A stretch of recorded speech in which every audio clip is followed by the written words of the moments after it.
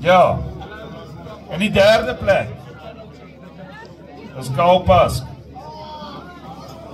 In die tweede plek is Tewes Labeskagni.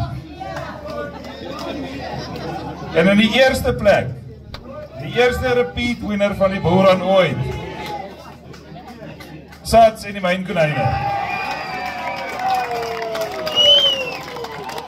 Almal is konijne.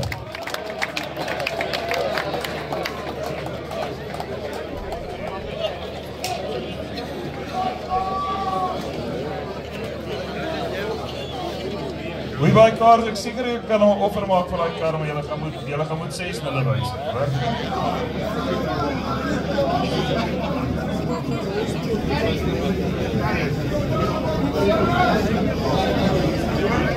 As ja, is nou 'n goeie voorstel van Jacques af. Die wenner se nommers was altyd geel gewees. Ons reken die repeat wenner se nommer gaan leopard print moet wees. Brian, jy gaan maar volgende jaar jou goeders moet uithaal met die print. As hy geluk julle.